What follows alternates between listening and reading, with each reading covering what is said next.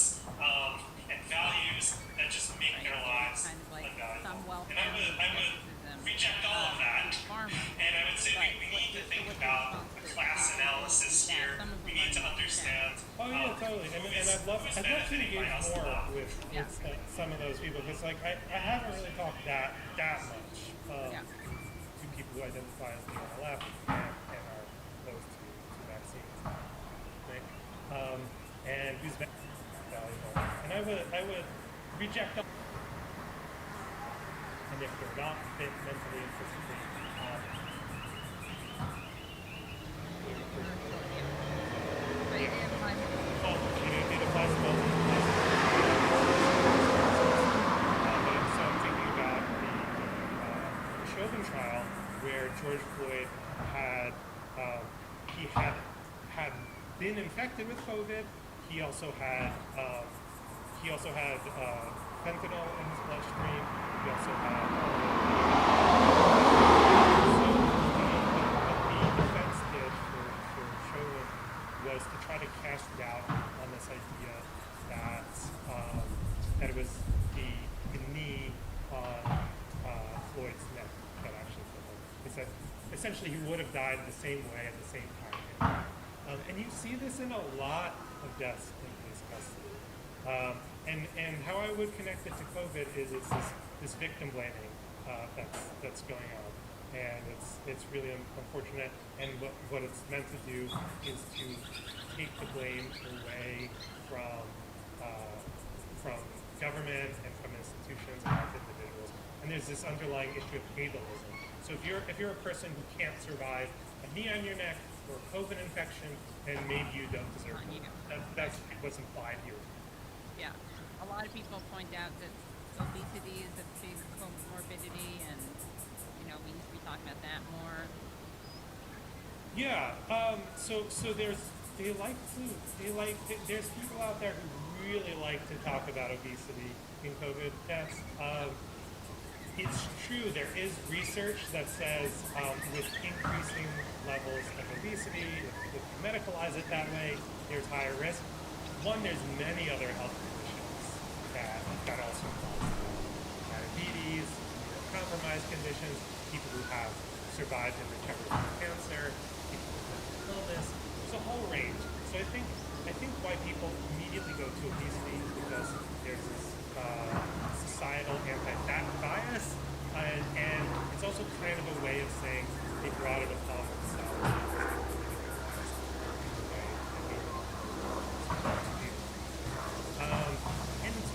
And I also don't think that BMI explains these massive racial and economic inequalities, as the patterns just don't line up in the same way.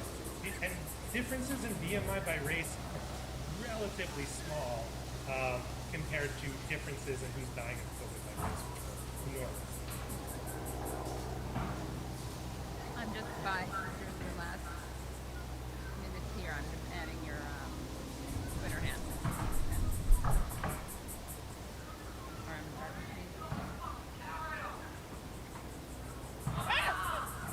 Bless Really you. muted myself for that one. Sorry about that. Yeah, I think that there's a lot of discussion about that, and some kind of people are really into that, and I'm not really sure why. Even if you think those things are important, why wouldn't also want the government to be? If you talk about that stuff, then I hope you're talking about Medicare for all, or vaccines across the globe. I think a weird prioritization going on. Anything else that you want to share? I mean, you know a lot about this subject. So anything else that you feel like people aren't learning about, aren't talking about? I mean, the way I would tie that all together is this idea of social Darwinism, which people used to proudly proclaim they were social Darwinists back in the day. This were 100 years ago, and that's just the idea that if people are fit mentally and physically, they will be the ones to survive, and if you're not fit mentally and physically, if you die, you've thinned yourself out of the population. Your life doesn't have value. And that's how I tie together these centrist liberals with right-wing anti-vaxxers. Right-wing anti-vaxxers are often framing things in terms of like, oh, I can survive this. Why would I need medical care if I'm not sick? Because anti-vaxxers rarely will refuse to go to the hospital. They'll rarely refuse monoclonal antibodies. It's really because they think like if they are fit and worthy, they're going to survive this virus. And then I would talk about the centrist liberals who take pleasure in the deaths of unvaccinated people, and I think there's a similar sentiment there. These people, in their mind, were mentally unfit because they had these viewpoints and values that just make their lives unvaluable. And I would reject all of that, and I would say we need to think about a class analysis here. We need to understand who is benefiting by us not controlling the pandemic, and who's benefiting right now is like major corporations who don't want their profits to be infringed upon by public health issues. Yeah.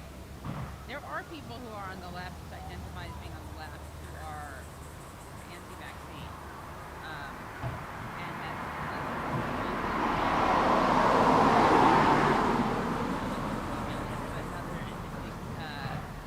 I don't know how much those things. I think that there's a different type of thinking there, right? There's kind of like some well-founded skepticism of big pharma. But what's your response to people who think that? Some of whom are in the chat. Oh yeah, totally. And I'd love to engage more with some of those people because like I haven't really talked that much to people who identify as being on the left and are opposed to vaccines. But what I've come across is I think I agree with them in part. Like you said, you should be skeptical of big pharma, and you should be skeptical of governments. But you can't throw the baby out with the bathwater.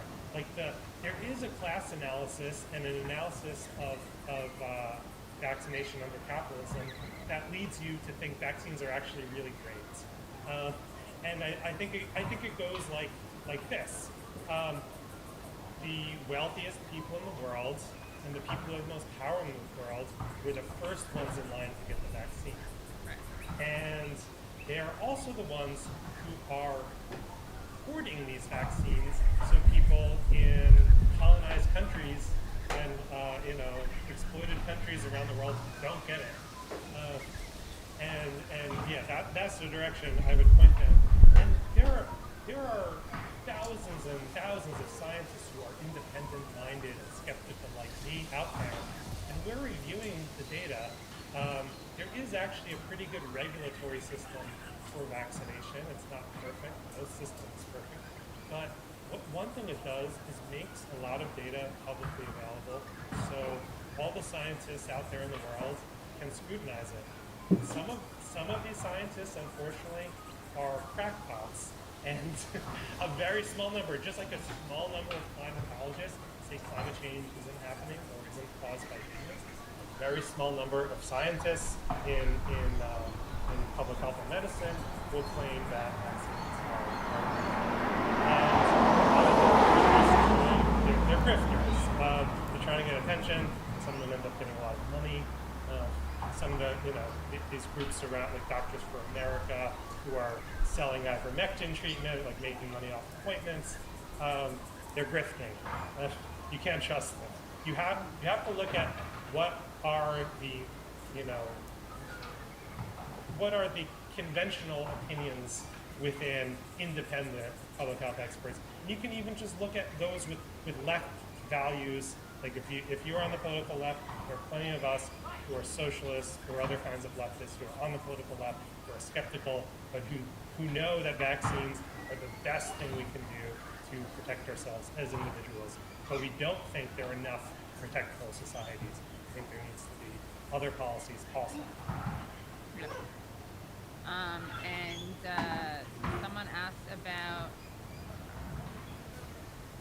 Someone pointed out China has had less than 10,000 deaths and the USA has had close to 1 million. Then someone asked about a case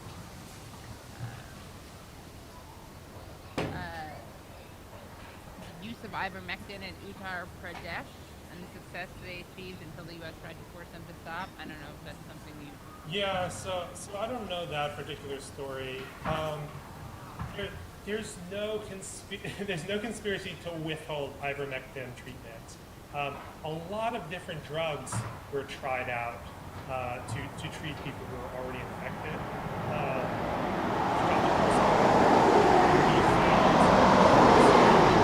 There's a lot of antibody that continues to with Omicron, and another is Oxa. I don't know how to pronounce it. It's a newer drug by Pfizer. Those work. Early on, there were similar to ivermectin now. Early on, there was this sort of conspiracy theorizing around an anti-malarial drug, hydroxychloroquine. It turned out to not be effective. So many of these drugs have been tested, and you can have promising results in an early, low-quality study, but then when they're brought to the next level and a more rigorous study, then they don't hold up all the time. We do thankfully have a couple medications that do hold up. And what was the other question? I'm already forgetting. I don't know. It's another. China. It wasn't Oh really. yeah, someone pointed out China, and then Okay, now Japan. Okay. tell us about Japan. Their hurricane. Yeah, so I think that this is something that I wish I'd mentioned even earlier. Different countries have had very different approaches to pandemic response. Among wealthy nations in the world, the U.S. has been among the worst. UK is also very bad. I think there are some countries that have done worse in terms of deaths than us. I think Brazil is one of them.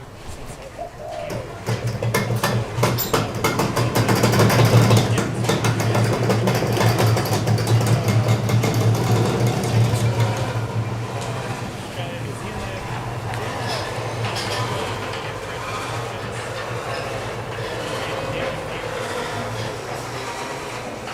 Travel restrictions, so restricting how many people come in and screening everyone and sometimes putting them up in hotels for a long time. That's part of it. Shutting businesses when they need to be shut down temporarily and simply back up, supporting people. That's basically how they've been keeping up. Even Canada. I think Canada is the most interesting comparator to the U.S. So this entire pandemic, Canada has had less than half the death rate from COVID as the United States. And they did travel restrictions and screenings at various points, and they, even in right-wing provinces, they shut things down and are continuing to shut things down as needed. They'll open them back up when rates get better. So it just shows that even in a country fairly similar to ours, you can do much better. It didn't have to be this way. So if you were the president of the United States, what would you do? How much power do I have? Let's say we can do it like magical president. Okay. Like all the power. Yeah, I mean, Dictator. Let's say you were the king. sure. I mean, the very short term Part is of the philosopher came that we're talking about epidemiology. the very short term. We need to shut down non-essential businesses. Send those people home. Pay them generously. We need to shift. There's so many people who are doing office work that can easily be remote. That can easily shift into people's homes. Pay people extra because now they're using more electricity, for example. For the people who need to be in the remaining workforce, who are growing our food and staffing at grocery stores and working at hospitals, one, they'll benefit because there's just less COVID going around society. But you need to do things in the immediate term, like using rapid testing of everyone, paid quarantine and isolation, high quality masks. And then when rates go down, you can open up back more again. In the meantime, over the next months and years, we need to be building long-term policies that can deal with the worst possible scenarios, but that also understand that in a scenario where there potentially are many deaths each year, many of those will be avoidable. So we can improve occupational health and safety regulations. Storms coming, and Kansas School for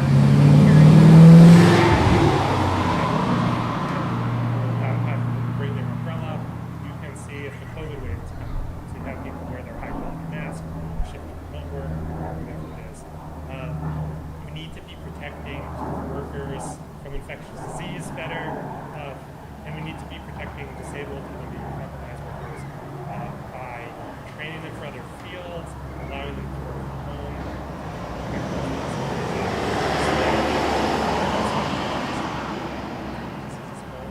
To people they live with who have high-risk conditions. There's a whole set of policies that could be considered to build a long-term response. Because we don't want this to be a leading cause of death for years and decades to come. There's no feeling that's it's just going to go away. And you had a lot of experts out there. That's another thing we could talk about is the experts that have been pushing the White House to the right on COVID. But a lot of experts out there were saying, okay, COVID's basically going to go down to 40 or 50,000 deaths a year. We have that from flu. That's acceptable. So we just don't really need to do anything else. And it's not inevitable that it's going to go down that low unless we actually do something about it. Right.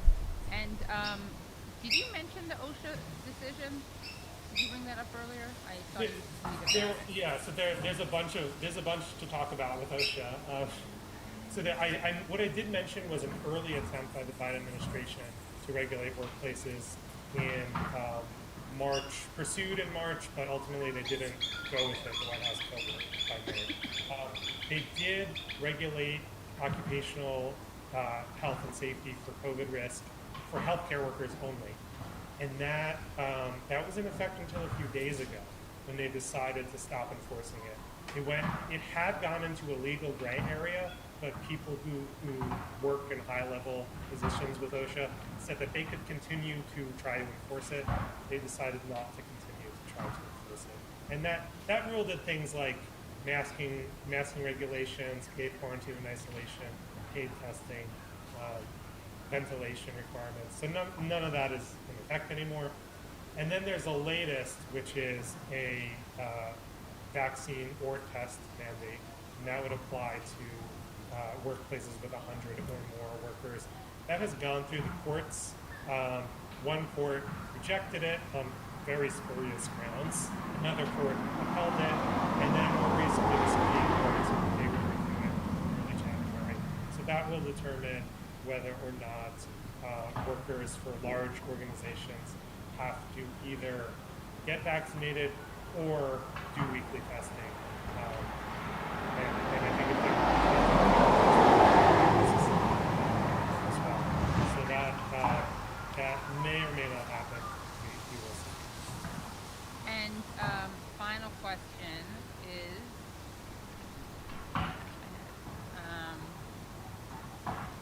you may have looked out. I think I can.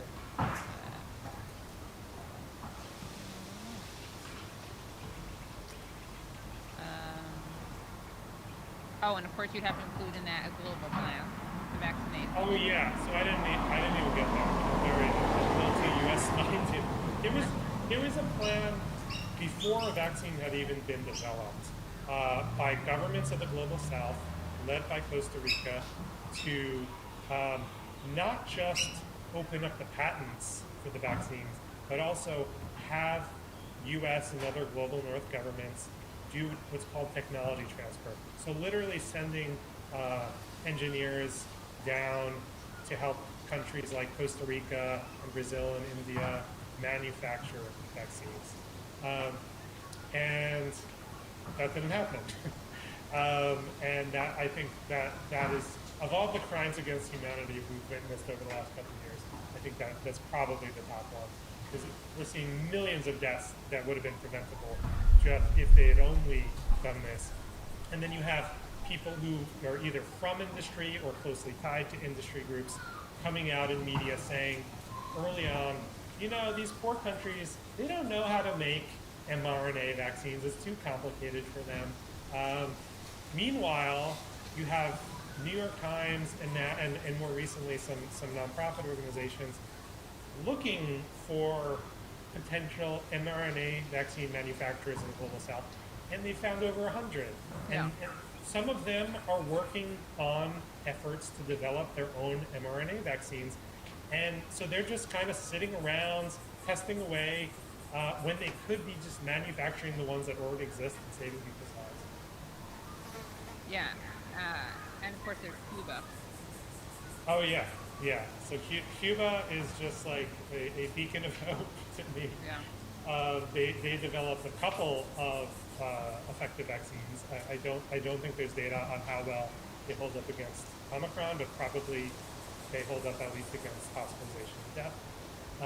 And they have really invested in their biotech sector over the decades, and they Also have invented vaccinated. the meningitis vaccine.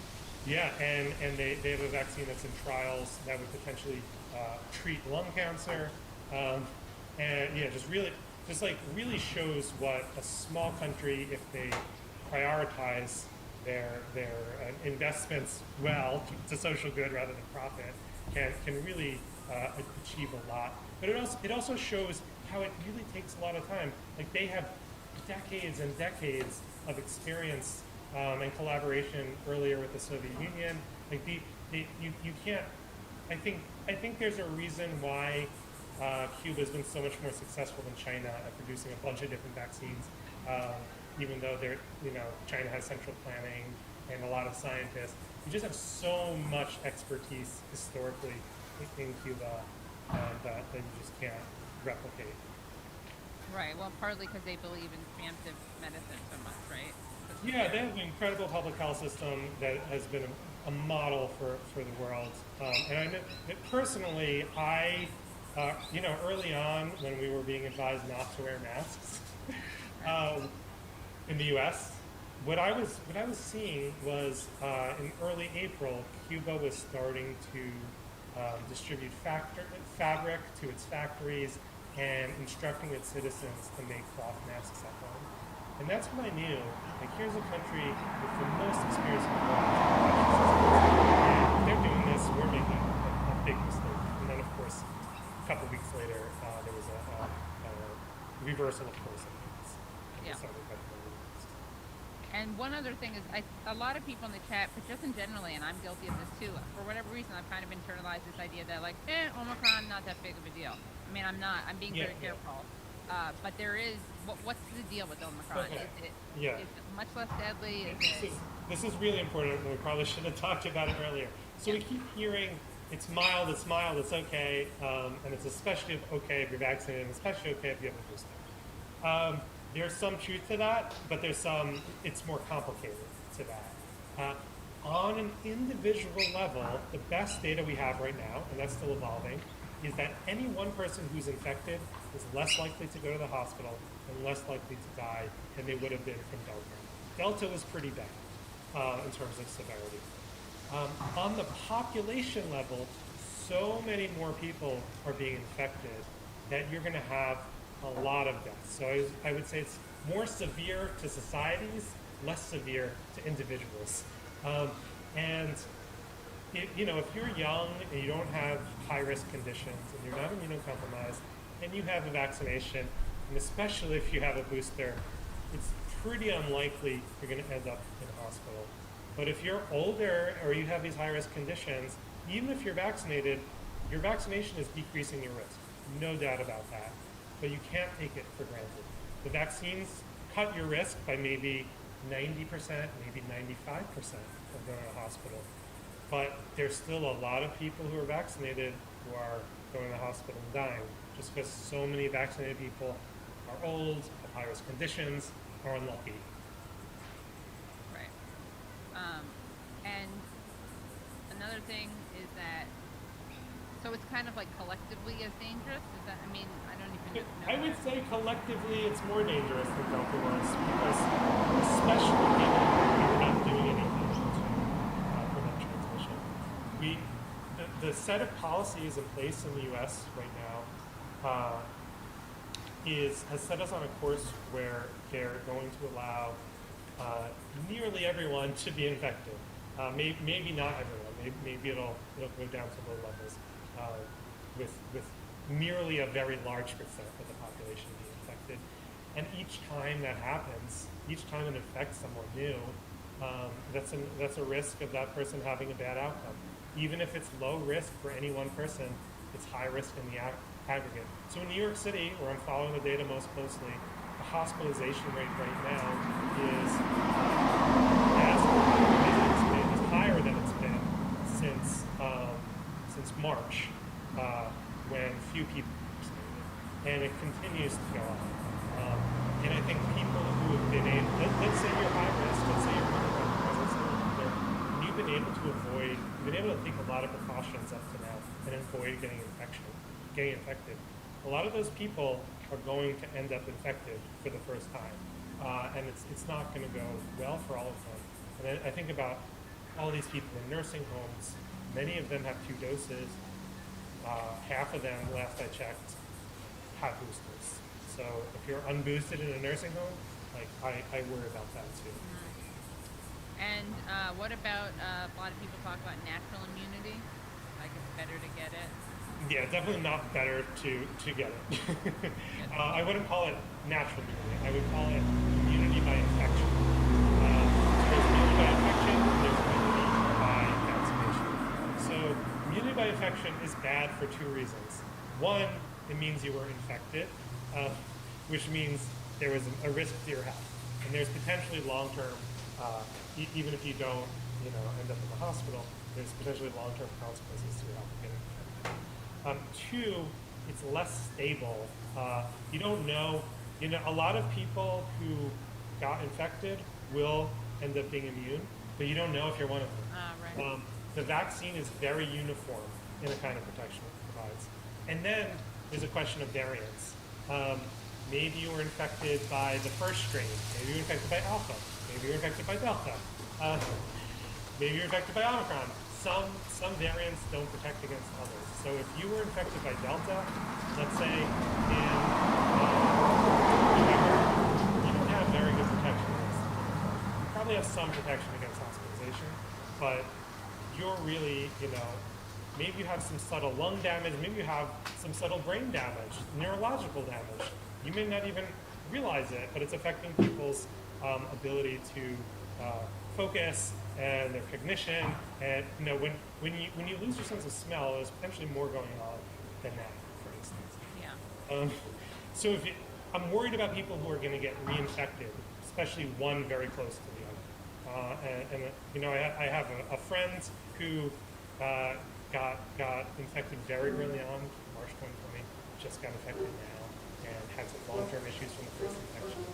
And it's not a situation we want people to be. Right. And then people make a lot of the fact that you can transmit it when you're vaccinated as kind of an argument against some people will say, well, the only person I'm hurting is they don't I'm not hurting other people because if I'm not vaccinated, I'm no more infectious than someone who is vaccinated. Yeah. So one, they've been making that argument a long time. There was a point in time until recently when vaccination provided pretty strong protection against transmission. That kind of degraded over time, especially with Delta. Now with Omicron, there is some level of protection.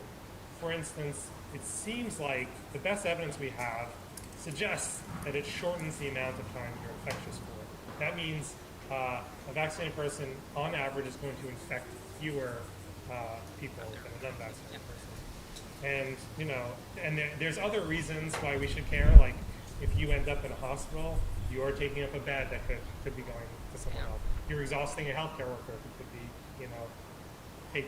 taking a break and not wanting to, leave the healthcare streets. Right. All right. Awesome. And yes, and Justin has all of this. He actually researches this. So less people are like, "Where's the data?" I'm sure you can point people to the data. We'll have to- And of course, you're gonna get called a shill by some people, but I don't know who you're shilling for. Someone writes, "Lock me up, daddy. Put me on the booster treadmill." I mean, I had another doctor on here who was like, "That's part of the reason they don't want to immunize the whole world. They want to be able to keep giving the boosters." And I don't know. I wouldn't say that's not inconceivable, but please get your booster. Like, even if you're gonna say that that's happening, by that logic, then get the booster. Yeah. I mean, it's the logic is a logic of false scarcity. So we're using all these vaccine doses to give people boosters when they could be going to the global south. Right. In a world where the global south isn't producing their own vaccines. So we need the whole world to be producing vaccines. And if people need boosters, they need boosters. Hopefully we get to a point where, there continues to be a lot of research on this and new kinds of vaccines available. And hopefully we get to a point where you don't need a booster, or you only need one every 3 years. And when is this going to settle down? Like, when does this become less? Does the virus become more like?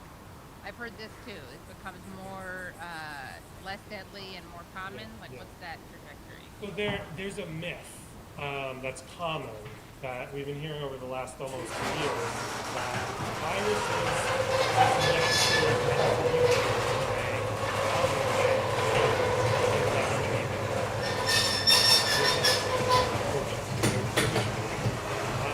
they basically evolve in transit, and they'll succeed if they're more transmissible. But the transmissibility doesn't necessarily have anything to do with how severe it is.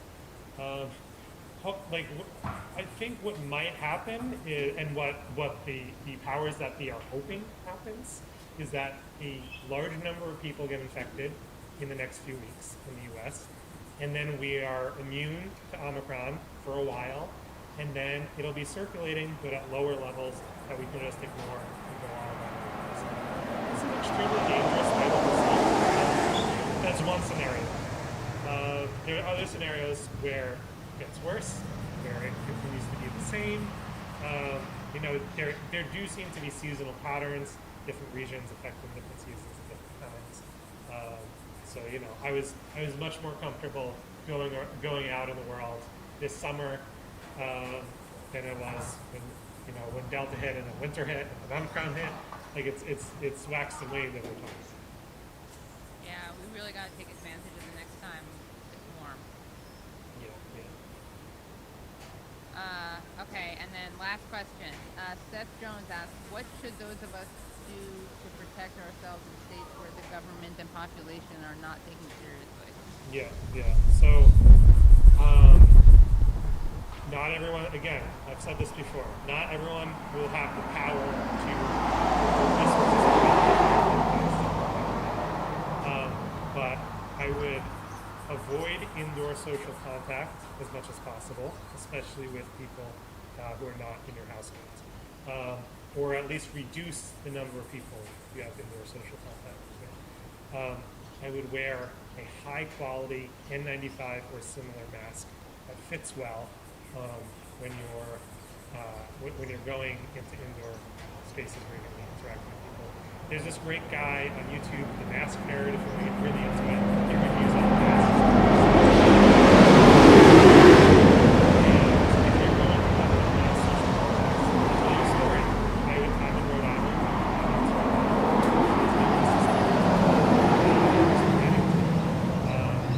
Last week, and I came with rapid tests. Again, not everyone can afford or even find rapid tests, but I gave them rapid tests. They were positive. I immediately left. I knew I was taking a risk. The way I would process this psychologically is, it's very bad right now. I'm going to be able to do more things in the near future than not right now. What I personally did was I saw the booster was doing very well on remote, and I was not even afraid of infection. so I was going out a bit. So I saw Omicron rising. I had my final meal in a restaurant, and I'm I'm not going to go to restaurants for a while. Just going to wait and see what happens. Yeah. Wow. All right. Also pressing. But things will get better as long as the government does something helpful. Yeah. I mean, I was interviewed about this almost a year ago now. So I said basically the way it goes is we could end up doing better, and it'll happen for one of two reasons: either we get lucky, or we have a good policy response. And unfortunately, since then we weren't lucky and we had a bad policy response. Okay. All right. Well, okay. This was great. Thank you so much. Yeah, really good to talk to you. Yeah. Bunch of clips for this podcast. And thank you for all that you do. Thanks for having me. Really appreciate it. And Yeah. happy to connect with you.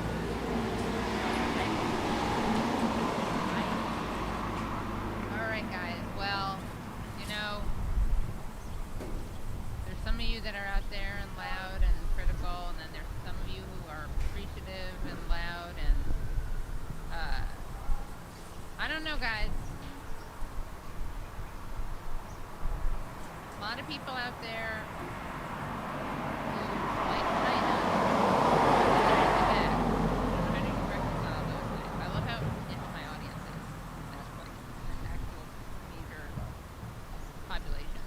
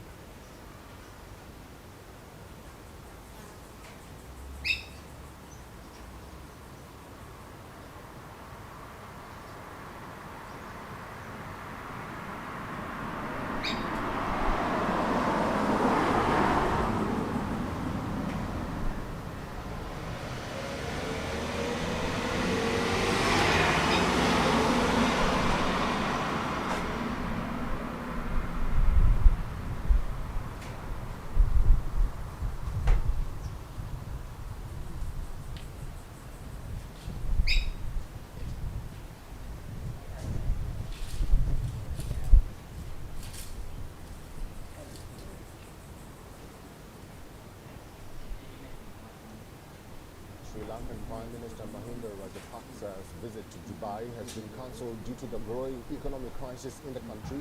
Dwindling foreign reserves put pressure on the monetary system. With a population of around 22 million, Sri Lanka is heavily dependent on imports.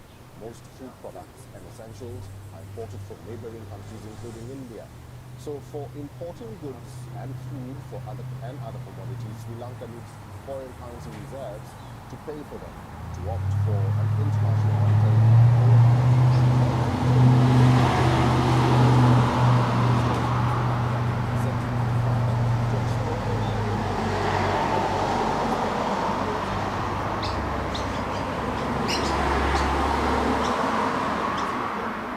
say that the government must either approach the International Monetary Fund or come forward with a credible alternative.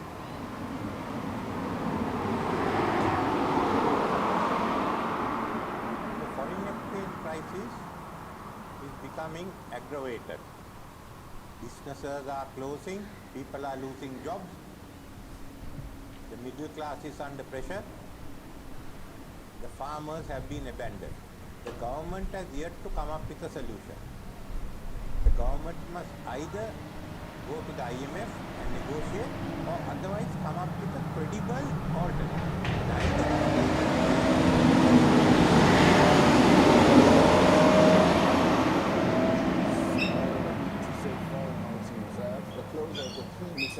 Came on the same day the central bank tightened restrictions on foreign currency remittances received by locals.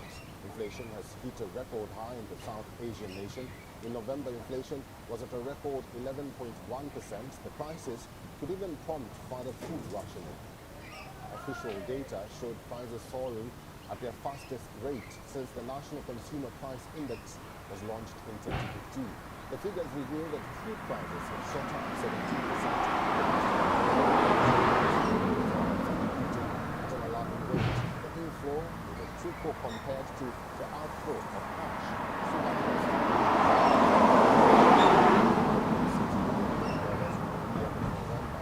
One of the nation's source of earning is its tourism sector. But the pandemic has globally due to the restrictions on travel, causing the Sri Lankan economy to shrink by as much as 3.6%.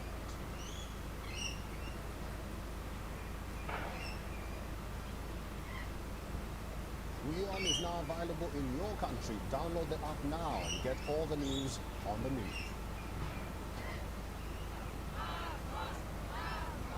Snow and freezing temperatures didn't stop them from protesting in front of the court.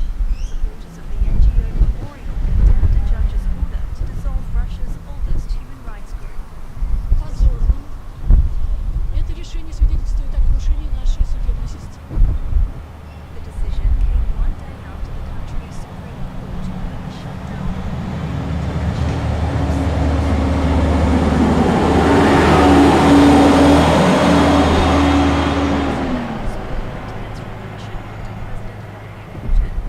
Prosecutors said the NGO failed to mark its publications with the foreign agent label, the tag for groups receiving funds from abroad. Memorial's lawyers say their case was politically motivated and had nothing to do with the foreign agent law.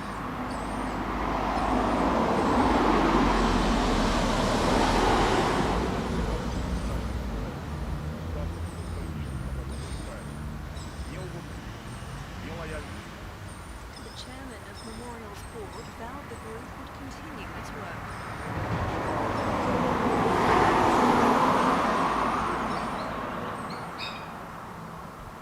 Стараться продолжить всю эту работу с именем мемориала или без имени мемориала. Все равно восстановление исторической правды, защиты исторической правды будет продолжаться. The decision has sparked outrage from Western governments. The UK labelled it a chilling blow to freedom of expression in Russia, while Washington said the Russian people deserved better. The European Court of Human Rights has urged Moscow to suspend the shutdown while it examines the case.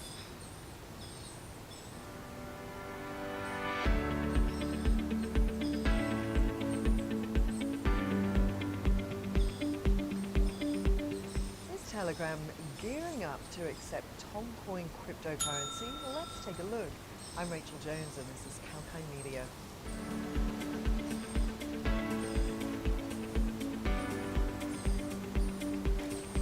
Pavel Durov, Telegram's CEO and co-founder, revealed that Tona blockchain was not a thing of the past as Toncoin has bounced back, but was not aligned to the company which had conceived it.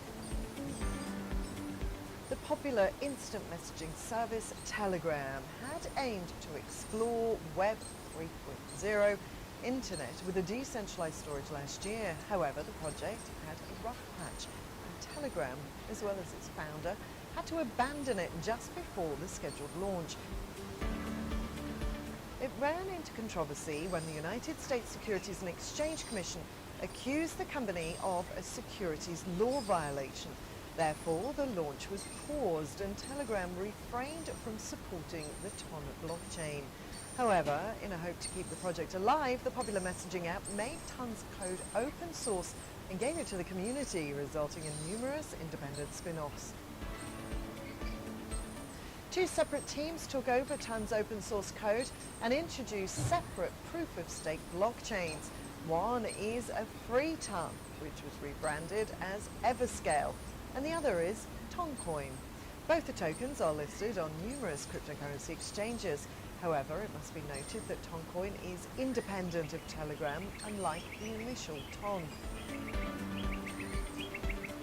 The Telegram Open Network Technology Project, which has rebranded as Toncoin, has a partnership with Donate, a Telegram verified payment service, enabling its users to make payments through it.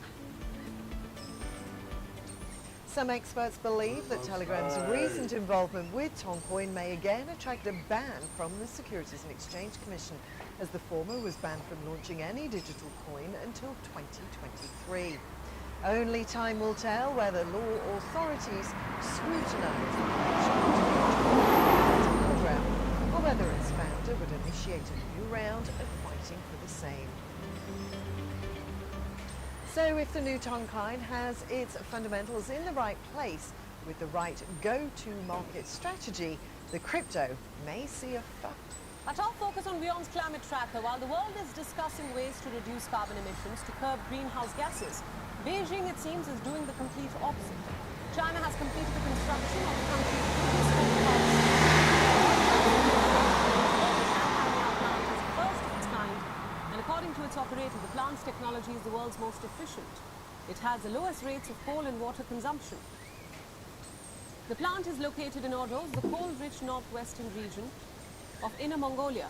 It will eventually have 4 generating units and is designed to deliver power to the eastern coastal Shandong province through a long-distance ultra-high voltage grid. It all sounds great on paper, but the plant is quote-unquote efficient, but for a country that contributes to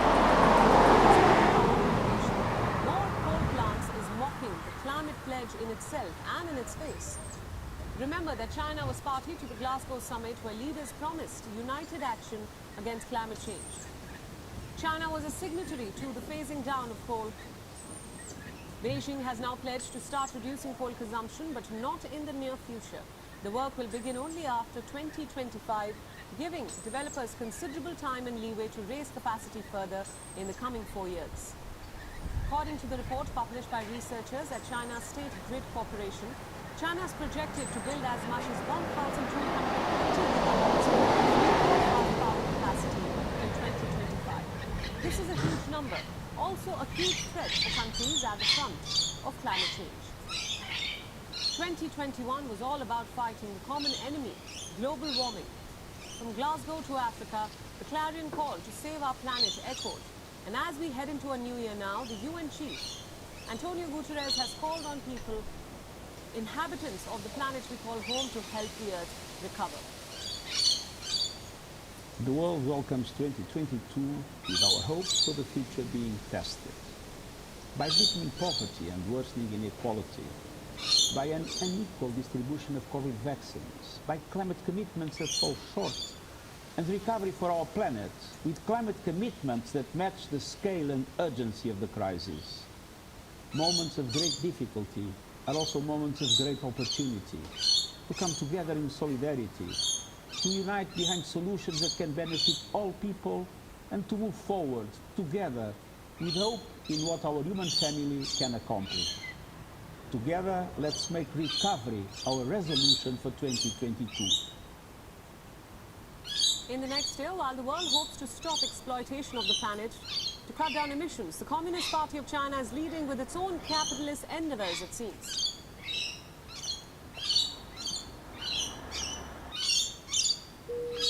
Just 24 hours after France imposed relatively light new restrictions, the country reports nearly 180,000 new coronavirus cases in one day, a record since the start of the pandemic.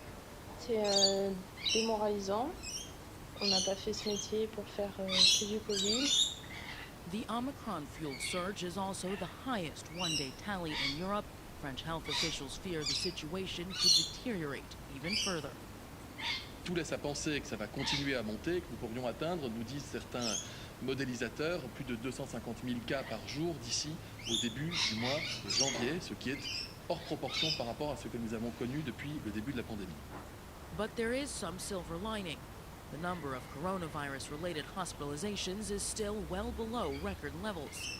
Only 3,500 COVID-19 patients are in intensive care units, compared to some 7,000 during the first wave in 2020. Healthcare workers nonetheless warn they remain overwhelmed. Maintenant, on est à 2 ans.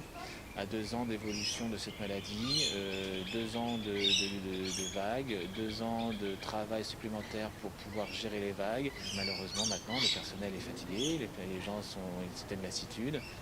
Despite days of record-breaking numbers, the French Prime Minister announced comparatively mild measures, limiting large gatherings and banning eating and drinking in public transport. The government stopped short, though, of restricting New Year's Eve celebrations, closing bars and restaurants like some other European nations. Cut off from a major source of funding, to resist Christmas season. India's Home Ministry refused to remove the Missionaries of Charity's license to receive funds from abroad, citing what it called adverse inputs, without giving more detail. In Kolkata, where the charity was founded, the news was received with disbelief. मैं कलकत्ता में जन्मा हूँ मैं देखता हूँ कि ये इनका काम यही है ये अपने पास कुछ नहीं रखता ज़रूर कुछ मिसअंडरस्टैंडिंग हो सकता है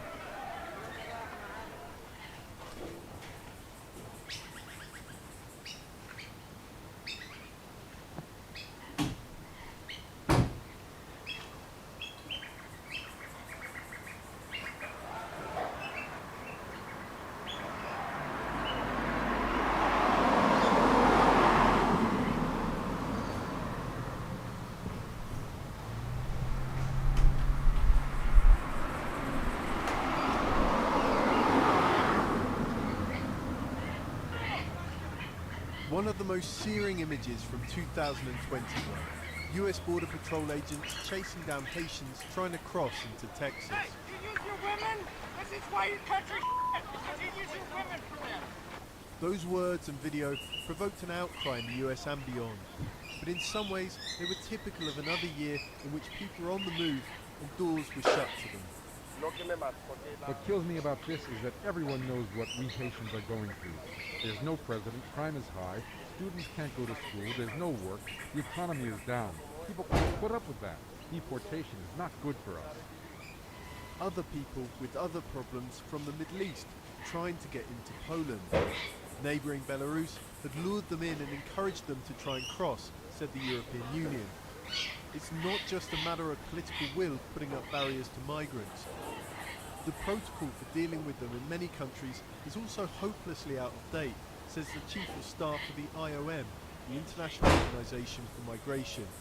The tools, especially from a legal point of view, that governments have at their disposal are tailored for 60 years ago, when the movement and the reason for moving were different. So right now, in most parts of the world, the only way you have to get legally into a country is requesting asylum. But not all of those that are moving right now in the Beirut region actually qualify for asylum based on international or national law. Ambrossi says that means both an overcharging of asylum systems and ultimately sending people back home who might need help but don't fit the limited set of rules. But in 2021, there weren't just problems at the end of the journey. This year saw migrants stopped en route by natural and man-made hazards. In the Darien Gap, an area of jungle between Colombia and Panama, record numbers of migrants are crossing, trying to get from South America to the United States. But they're confronted not only by deadly snakes and spiders, but gangs who are systematically robbing and raping them. Many finish the route traumatized, or not at all. It was horrible because I felt I couldn't do it anymore. My feet were injured and I was thinking of my children. I thought that my baby wasn't going to make it. In Mexico, further up the route, authorities forced those who did get through their southern border to head north on foot. People start walking before dawn because the heat of the day here in Chiapas is intense, gets above 30 degrees, and it's hard to cover these distances with that sun beating down.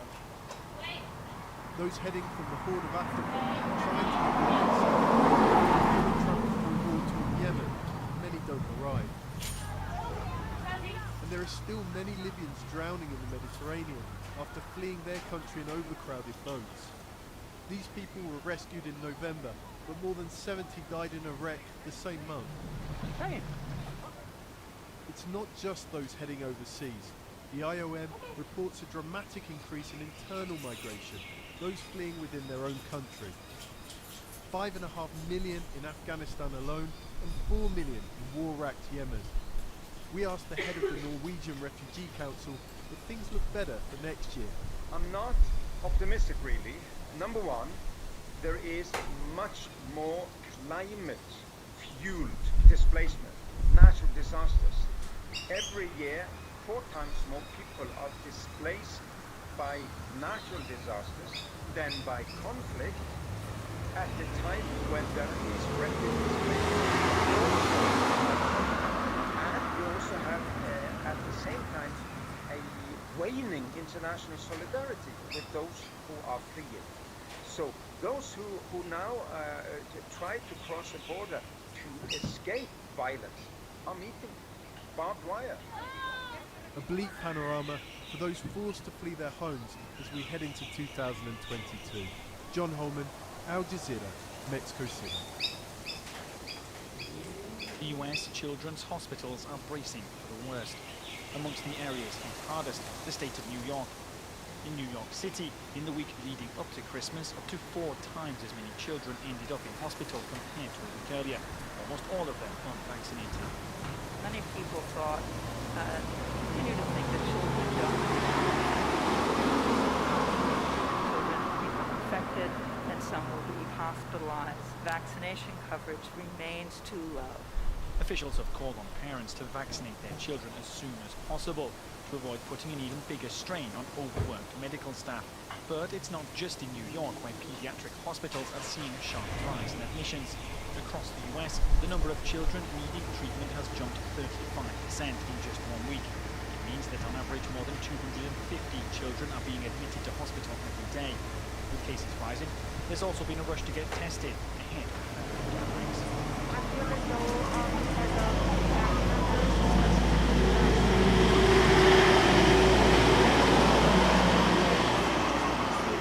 But there is some good news. Despite the rise in hospital admissions for children, the figure is still much lower than its peak.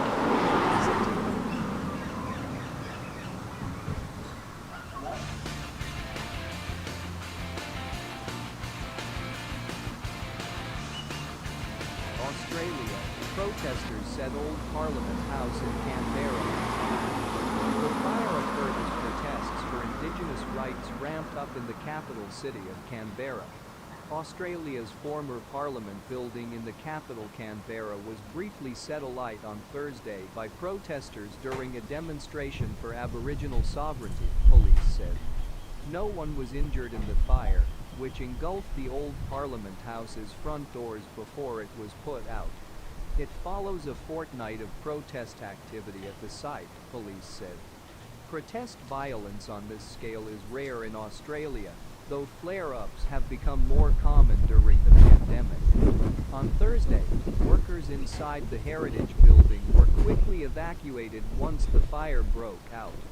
The current residents of the building, the Museum of Australian Democracy, had on 20 December shut its doors after Indigenous protesters held a peaceful sit-in. It has not yet addressed Thursday's protest. Indigenous campaigners have been holding demonstrations in the lead-up to the 50th anniversary of the establishment of the Aboriginal Tent Embassy on the former Parliament's front lawns. The Tent Embassy was a protest occupation site that launched national discussion about Indigenous land rights. It has been a permanent fixture on the lawns outside Old Parliament House since 1992, but is not always occupied.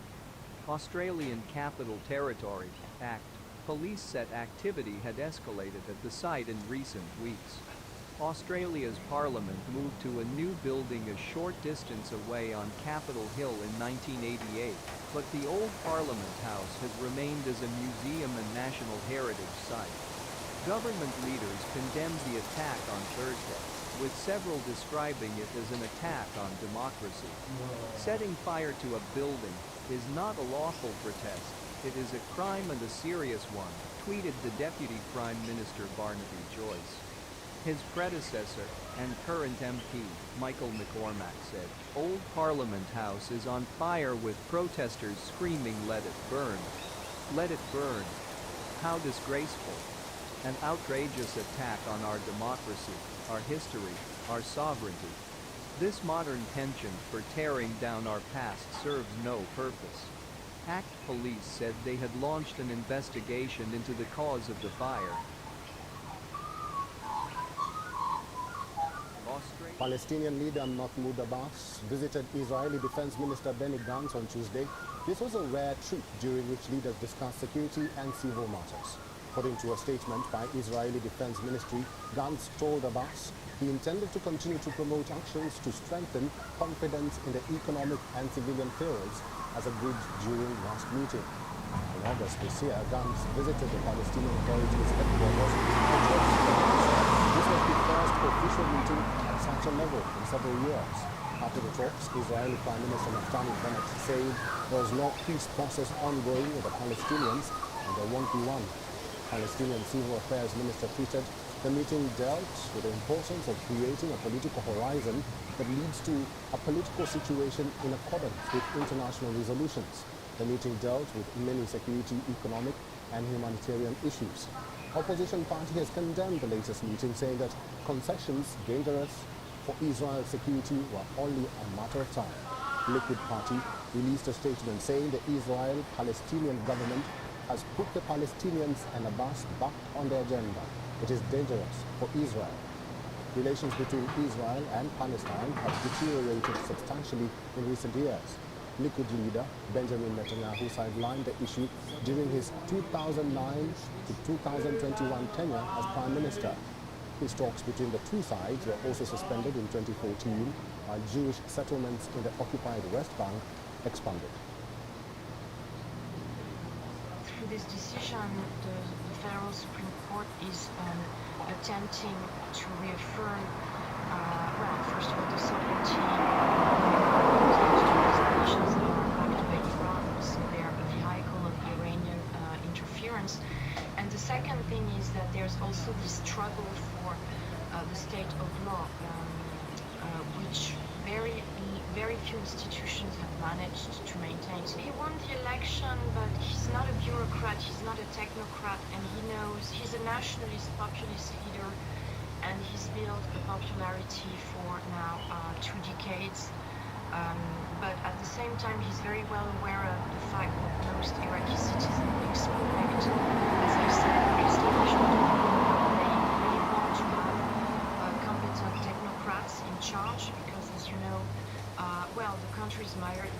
corruption, the state is dysfunctional, the reforms have never been passed from one election to the other, so he's probably seeking to form a technocratic government with very competent people. There's a disconnection between formal democracy, so formal electoral democracy in Iraq, and how people feel. So for a lot of Iraqis, they feel that they vote for nothing, that there's no change, that this entire Iraqi elite, as I said, is corrupt, is incompetent, unable to provide the well-being that they need.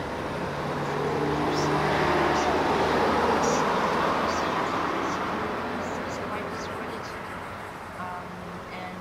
and people have real demands. I mean, you know, they are not demands, claims that this government will be able to postpone. I would like to add that Iraq was very weakened by the COVID-19 crisis, which further aggravated the social crisis.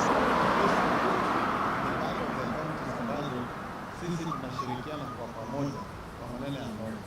Hii West Pokot iko na dhahabu, iko na maneno ya simiti, iko na mambo mingi ambazo hasijatumika. Kwa nini?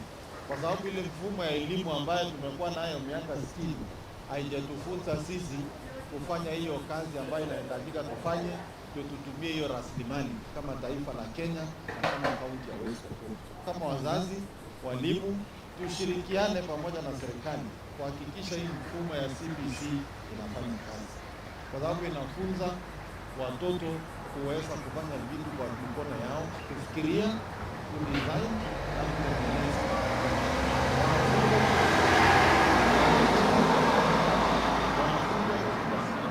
Wanafunzo kujisimamia.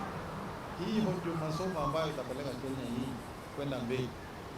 Tutilie maanani masomo. Masomo ndio yanasawazisha nchi na inafanya kila mtu afike kwa meza ya uamuzi, na walimu ni watu wa maana na muhimu sana katika taifa la Kenya.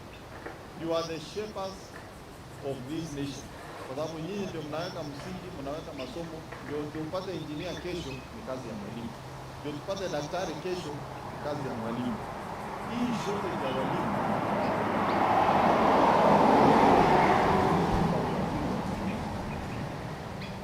the only way, and I am a supporter of employing all the teachers who are graduated, because it's also the only legal means of distributing wealth in this country. Teachers Service Commission must work with other partners and stakeholders in education in making decisions that have far-reaching implications in the country. They cannot alone, as a commission, make decisions for the entire education sector. It must be consultative and participatory so that we end up with a product that we can implement, and every Kenyan and every stakeholder in education can take pride in being a partner in it. Umesikia hii West Pokot kuna dhahabu. Mkiendelea kulala tutakuja kuchimba hiyo dhahabu yenu na kuuza. Na tutawawacha kwa biashara ya kufukuzana na ng'ombe 3,000 2,000. Gold kia mkono kiasi hii ni karibu milioni 5. Hiyo inanunua ng'ombe ngapi? Tafadhali uende chuo cha teknolojia, ujifunze vile ya kuvuna gold, ukuje uvune gold, ukivuna tu ya mkono hii milioni 5. Milioni 5 ni ng'ombe ngapi? Na sina ni ng'ombe ya maana, si ng'ombe.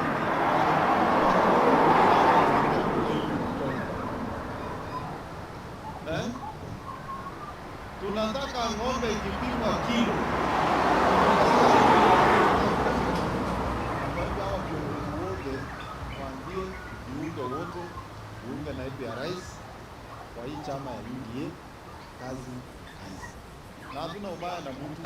Hata wewe ukiwa tajiri, ukisikia tukisema hasla usikuwe na shida. Tumesema wale wako chini wainuke, na wewe ulikuwa hapo juu uinuke zaidi. Sasa namna hiyo. Hiyo ndio bottom up. Bottom up hakuna mtu anarudi chini. Kila mtu anafanya nini? Anapanda chini. Meanwhile, aviation companies in Austria are complaining about a shortage of supplies of aircraft.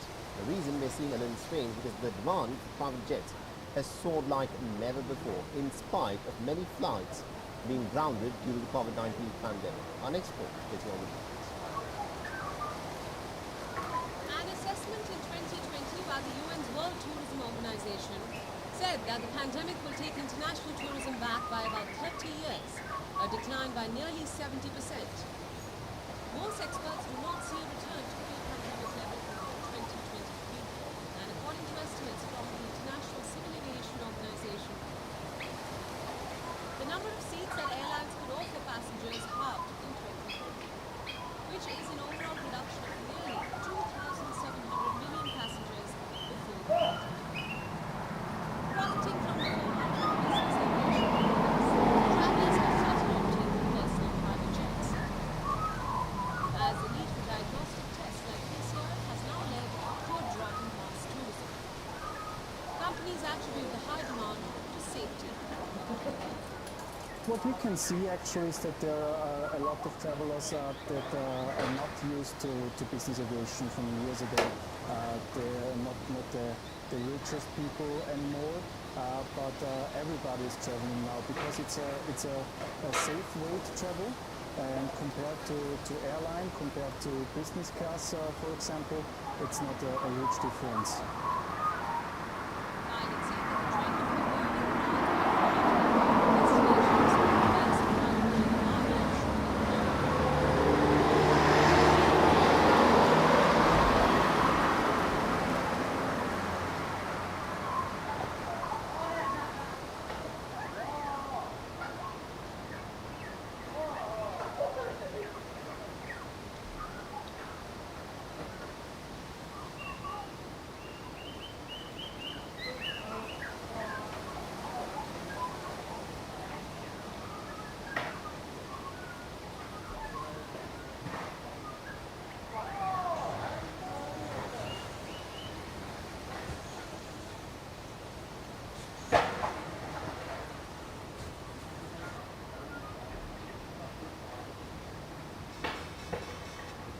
S&P 500 closed at all-time highs on Wednesday, boosted by retailers including Walgreens and Nike. Investors shrugged off concerns of the Omicron variant of the coronavirus. Dow has now risen 6 straight trading days. S&P 500 touched slightly higher, and the Nasdaq closed down slightly lower. Ira Zlotowicz, CEO of G-Currency, said that while stocks are benefiting from a Santa Claus rally now, he sees investors moving from equities to real estate. It's unique. The market is so flush with cash. So it's I say diversification. Like funny, you see people in real estate, they're going to go into the DC world. People miss the opportunity. You see people in the stock market say, hey, how much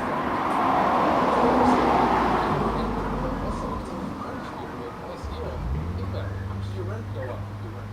How much is the value of real estate? You take these things changing. People now look at the marketplace and say, I want to go on the other side. You know, the grass is greener, but clearly the grass being greener in real estate is that multifamily has and staying in China, the country has In company news, Walgreens, Boots Alliance, and Nike rose against the backdrop of recent reports suggesting holiday sales were strong for U.S. retailers. Meanwhile, the S&P 500 Airlines Index dipped. Delta Airlines and Alaska Air Group canceled hundreds of flights again on Tuesday as the daily tally of COVID-19 infections in the U.S. surged. Shows a more airlines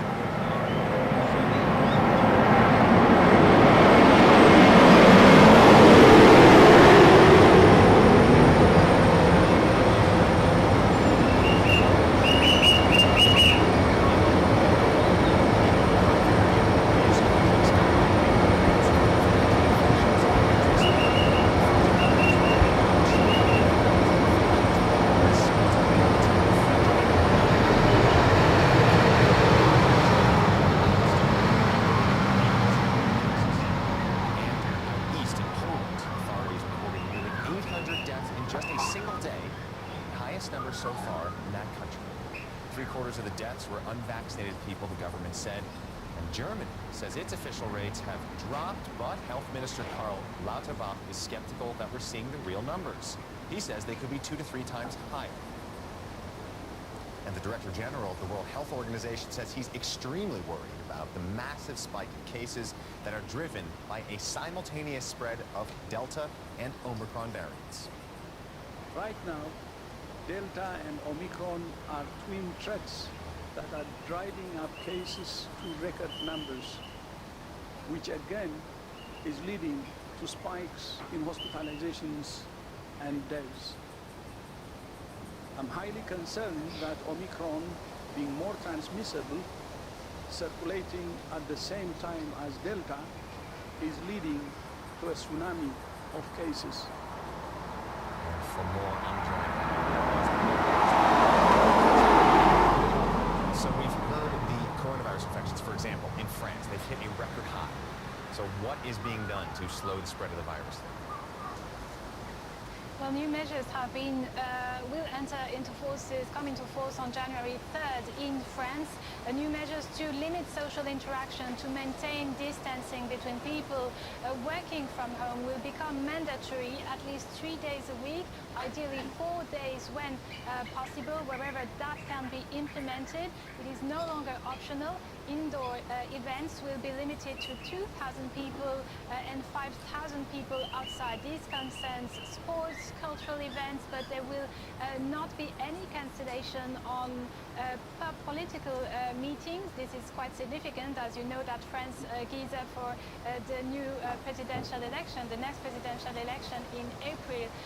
People will also be forbidden to stand inside restaurants, bars, cafes, with many professionals asking how this can be first feasible and then checked. There will also be a use of mandatory FFP2 masks being studied by the government, and a model of vaccine certificate similar to what Germany has introduced to attend public spaces and places of socialization. And we also heard that here in Germany, Karl Lauterbach, the health minister, he thinks the numbers are actually a lot higher than what we're seeing. What's behind the underreporting? Well, there's simply not enough medical personnel during the festive season here in Germany to test people and above all to communicate all the results, the test results to the authorities.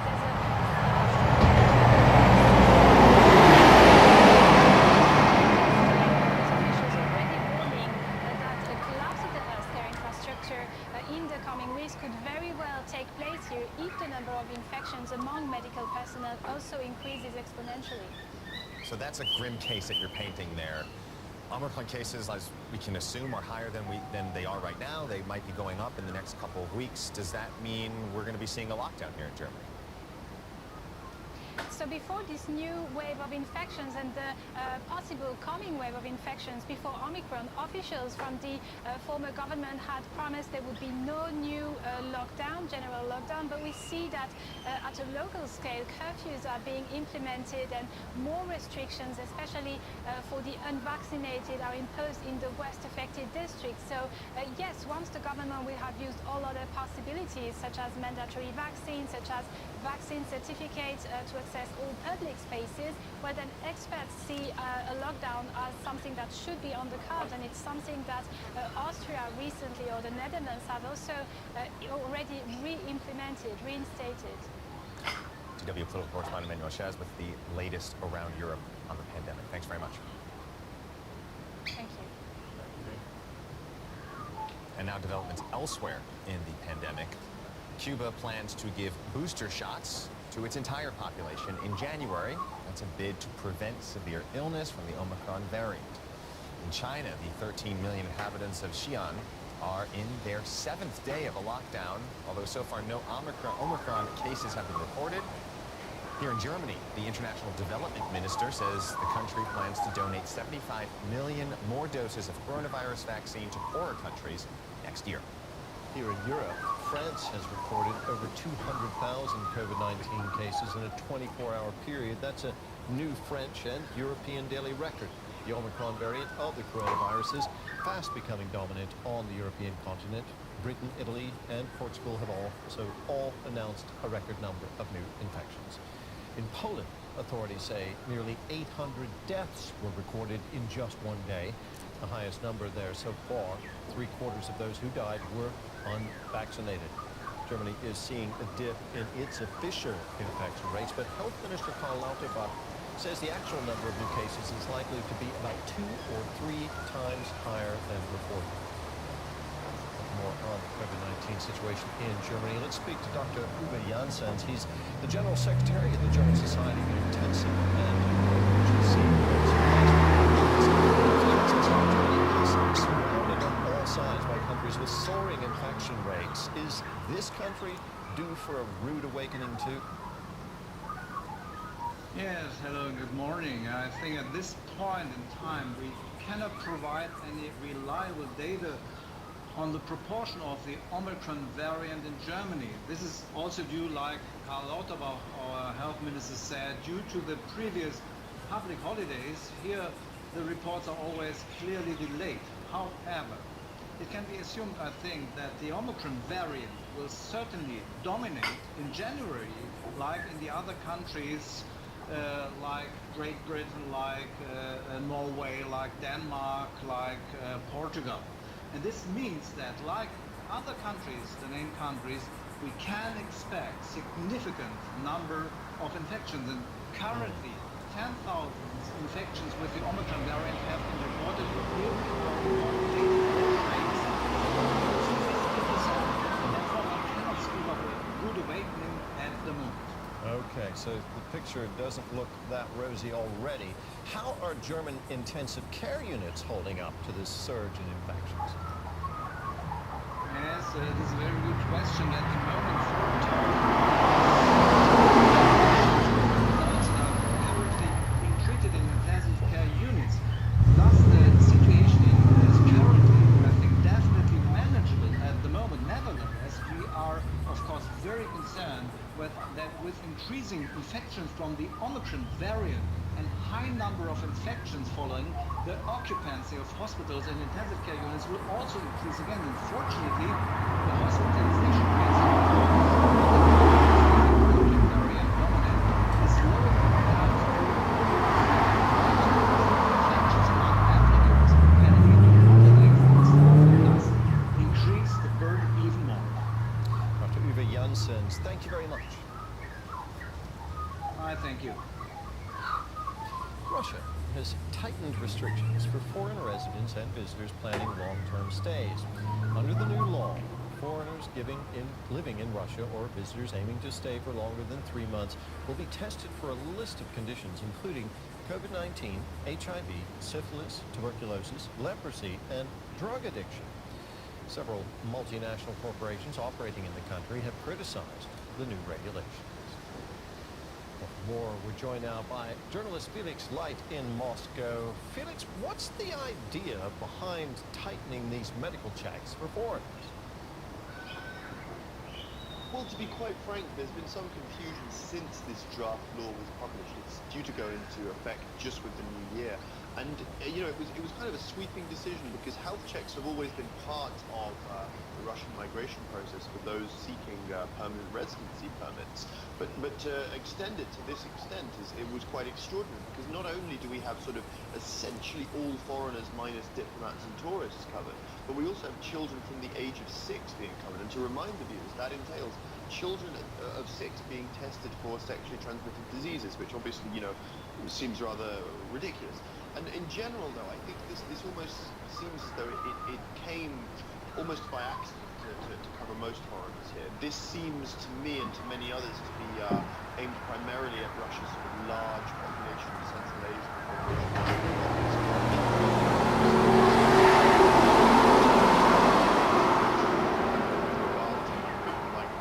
especially in Moscow, and need to employ more Russian workers. So it may be related to that, but to be quite frank, this is a very untransparent system, and we simply don't know the precise motivations for this law.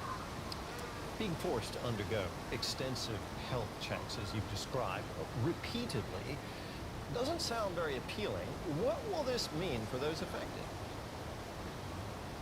Well, I certainly think many in the sort of European and North American perhaps workers in Moscow are perhaps reconsidering their positions here.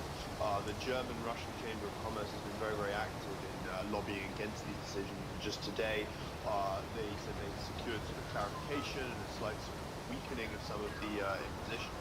But I think certainly for many sort of big European companies, which, you know, even despite the substantial decline in economic links between the EU, between America and Russia since the annexation of Crimea in 2014 and the imposition of sanctions related to that have restored, that have retained, I should say, their economic links to Russia. There does seem to be a reassessment of those things, a bid to sort of move staff away from Russia and perhaps to sort of more Russify, as it were, their representations here, because this is obviously, not a particularly attractive proposition for many managers and specialists who might be tempted by jobs in Russia. Okay, so foreign corporations obviously don't appreciate this, but how is the announcement going down among the Russian population itself? Is there broad support among the people in Russia for this move? I mean, I think, you can't really remove this from the broader context of where Russia is at the moment. There are any numbers of problems in Russia right now, from inflation through to political repression, and, to be quite honest, the sort of migrant workers, whether that's from Central Asia or from Europe, are not at the top of anyone's agenda in Moscow, I'm afraid. So this is very much a sort of an expat issue, as it were. Felix, thank you so much. Journalist Felix Light there in Moscow. 28 to 33. 6 o'clock Eastern Daylight Time, 5:30 in South Australia now. Queensland at 5 p.m, making it 4:30 in the Northern Territory, and 3 o'clock in Western Australia.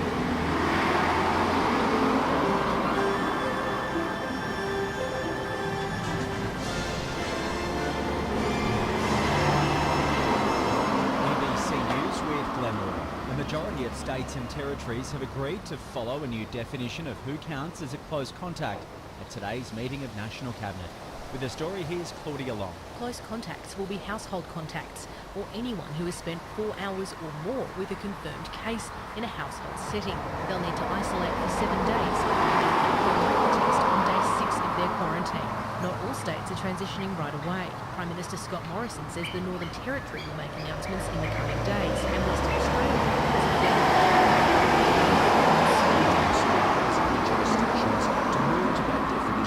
Close contacts in South Australia will still need to isolate for 10 days.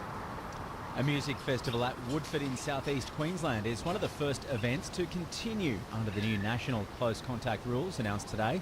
5 people at the Bushtime Festival, a scaled-down version of the annual Woodford Folk Festival north of Brisbane, have tested positive in rapid antigen tests. Organisers have sent text messages to everyone involved and have called a meeting on site, telling campers that the musicians intended to continue their acts and that the show would go on despite the 5 positive cases. The Bushtime Festival has attracted up to 2,000 people to Woodford for the week-long camping event. Authorities in New South Wales say testing clinics are still facing enormous pressure despite collecting fewer swabs. Kathleen Ferguson reports. There were about 97,000 tests carried out in the 24 hours to 8 o'clock last night.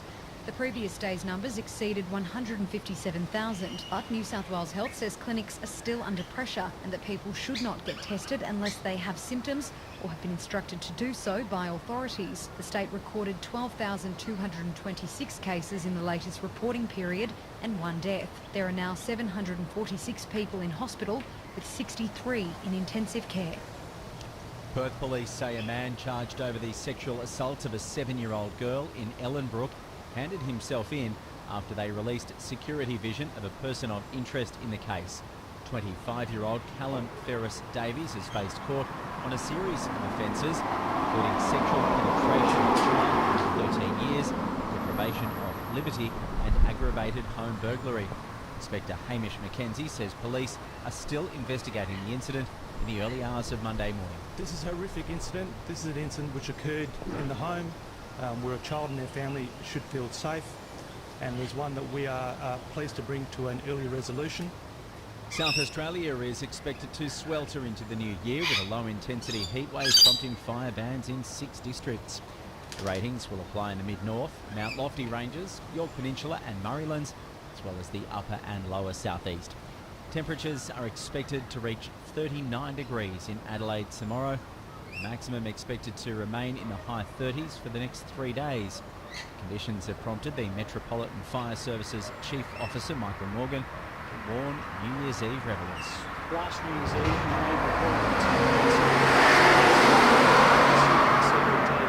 as a a result of illegal fireworks.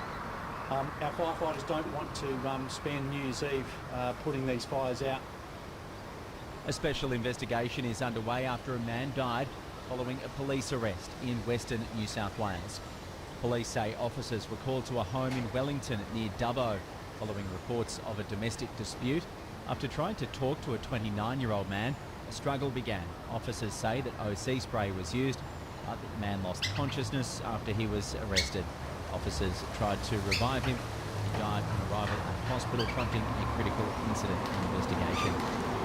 Overseas, the US President Joe Biden and his Russian counterpart Vladimir Putin will hold another phone call later tonight. It comes as the US tries to build a common response with Europe to Russia's massing of troops on the Ukrainian border.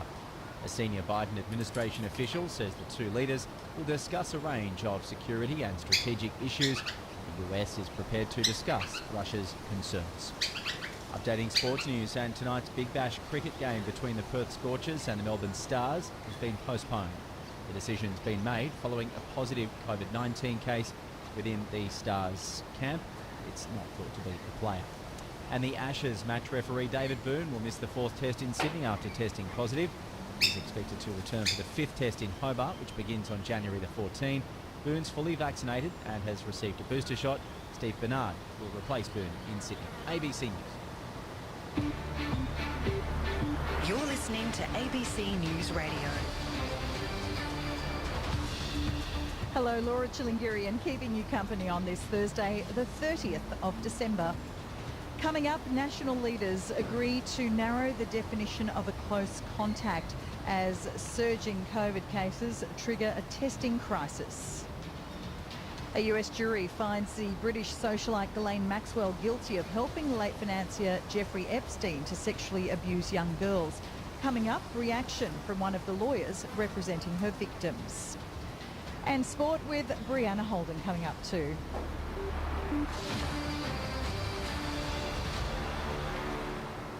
Well, Australia is embarking on a major recalibration of its COVID policy.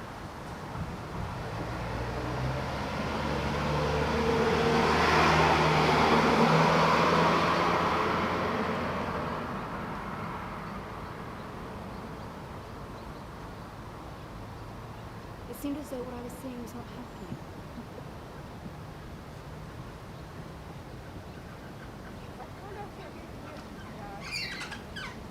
When I got here and saw the destruction, I could not believe it. It seemed as though what I was seeing was not happening.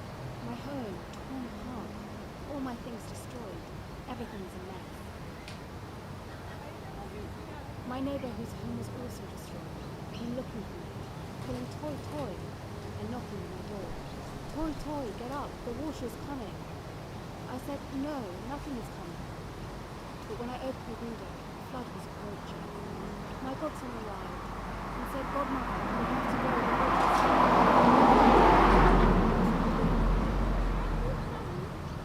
This was everything to me, everything. The only thing I had was my home, and now it's gone, it is gone. And I no longer have the courage to continue living there.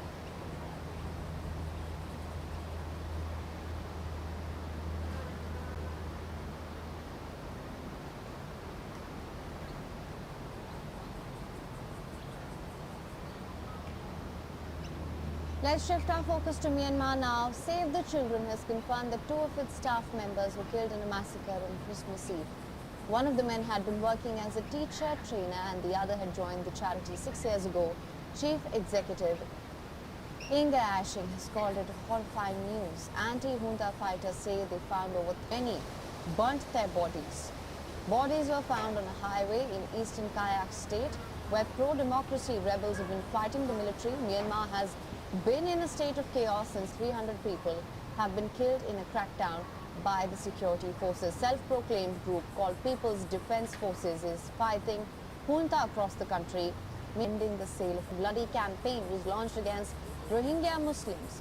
In June this year, the UN General Assembly voted to prevent shipment into Myanmar. Save the Children Act state and several 900 in Myanmar. Operations in Kaya used over which mode of transport the region. The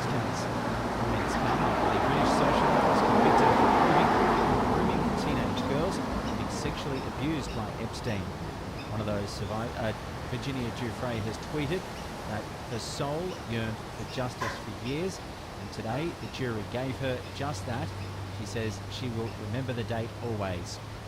Virginia Giuffre goes on to say, I hope that today is not the end, but rather another step in justice being served, and says that Maxwell did not act alone and that others must be held accountable. That's the latest ABC News. You're listening to ABC News Radio. Hello, Laura Chilingirian here with you. Coming up, close contacts redefined by National Cabinet as cases continue to soar, but not all states will put it into action yet.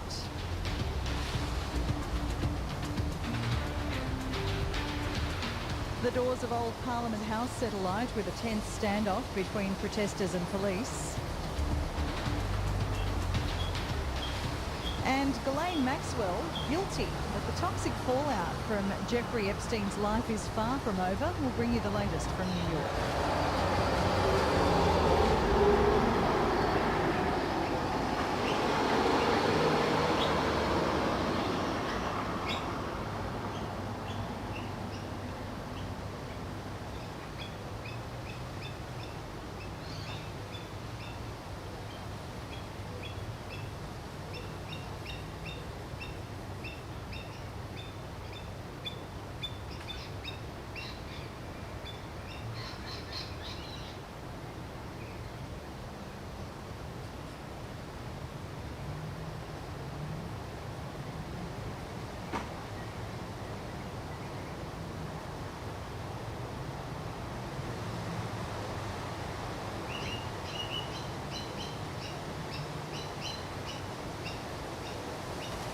Pure Minerals dropped after an update on the proposed spin-out activity.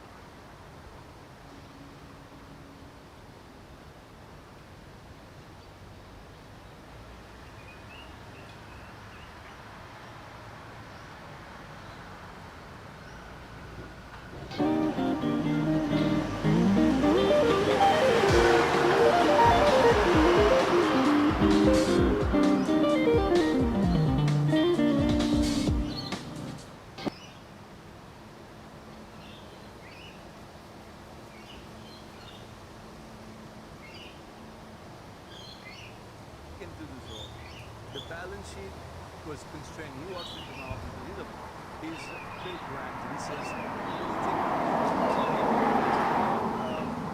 Levi Stadium, and I said, how much is that cost? And he says, you know, a small sum.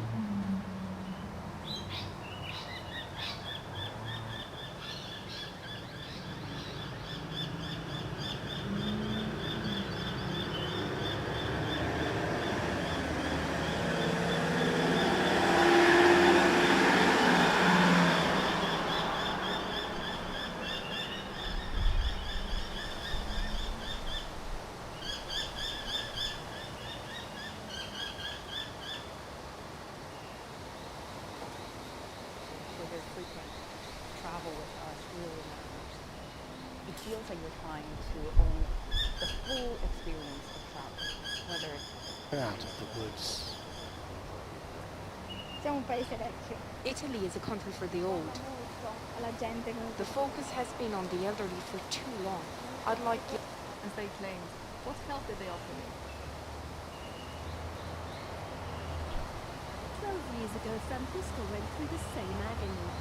Today, that the raid and shutdown still felt very sudden, even though the war was spreading.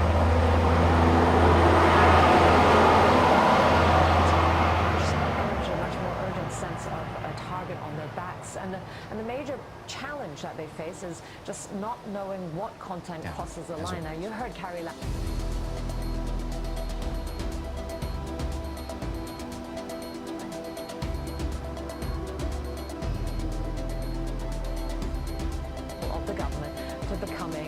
seditious activity. So for the news media, you know, independent or otherwise, that's certainly a big worry for them. And more often than ever before, we're hearing stories of self-censorship within newsrooms to play it safe, which of course then implies that free press is no longer. And we heard earlier the reaction from the U.S. Secretary of State, Antony Blinken. The smugglers were liars.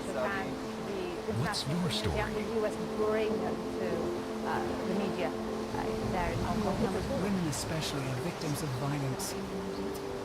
Well, as you heard, Carrie Lam's response to that, the Hong Kong and Chinese governments do often just shrug off international pressure as foreign interference into their domestic issue. And Beijing has now issued a statement as well saying that these foreign government statements are simply irresponsible. So tweets like Antony Blinken's calling on the government to stop targeting independent media won't mean much. And even when it comes to sanctions, it's unclear how much effect that could have. For example, Europe's first homegrown battery facility begins production. We'll look at what Sweden's Northvolt could mean for European car makers, and just how charged up Wall Street investors are over all things electric cars. Also on the show, Germany nears the end of its decades-long relationship with nuclear power. Some of its neighbors say they plan, however, to build more reactors. And Turkey's economic woes are turning books into a luxury. Publishers and customers say they can barely keep up with rising prices. Well, the show, I'm so busy in Berlin. What's being held as a milestone for Europe, the Swedish battery cell maker Northvolt has officially begun production at its facility in the country's north. All right, we'll leave it there, Dan. So live us in Hong Kong, and we'll have more on the Sense Crime story for you in our business section coming up. Thank you. Right.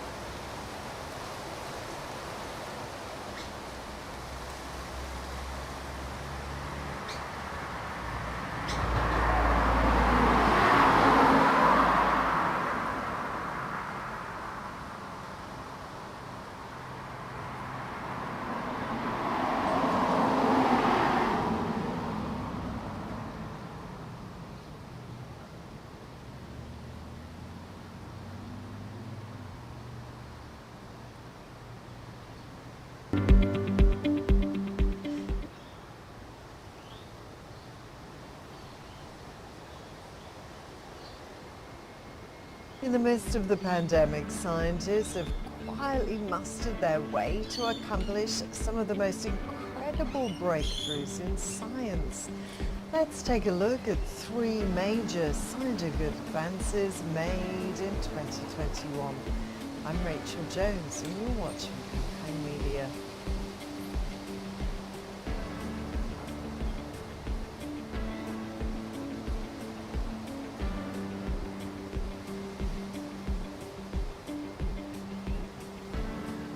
NASA's Parker Solar Probe completed a record-setting swing by the sun. On November the 21st, the rover came within an 8.5 million kilometer radius from the solar surface, the 10th closest approach ever. The pass, known as the perihelion, happened at 4:25 a.m. Eastern Standard Time, with the solar probe moving at speeds of 586,864 kilometers per hour. This historic milestone marked a midway point in the mission's solar encounter. The Parker Solar Probe was designed and built at the Johns Hopkins Applied Physics Laboratory in Maryland in the US, and will transmit data on the properties and structure of the solar wind back to Earth. Next up, we have the discovery of sea slugs' regenerative ability.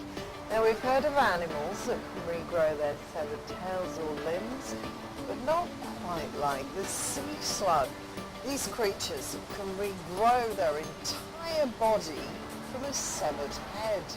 Japanese scientists made this discovery this year. They found that sea slugs can regrow their entire body from an amputated head within weeks, just like plants.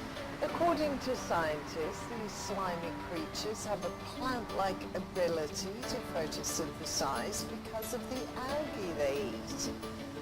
We also had the first vaccine for parasitic disease this year. Malaria kills more than 500,000 people worldwide, of which over half of them are children, mainly in sub-Saharan Africa. Now scientists have developed the world's first vaccine for a parasitic disease that can drastically diminish the deadly power of mosquito-borne pathogens. The World Health Organization greenlit the vaccine for all kids at risk in October this year. Experts believe this discovery could prevent up to 24,000 deaths among children under 5 each year. We have seen astounding advances made by scientists this year, from medicine, astronomy, engineering, computing, climate to human genomics, giving hope for humanity. Now, if you like the information in this video, you can like, share and comment on it, and you can subscribe to our YouTube channel. You can also press the bell icon to get notifications for our latest videos. I'm Rachel, signing off with Alpine Media.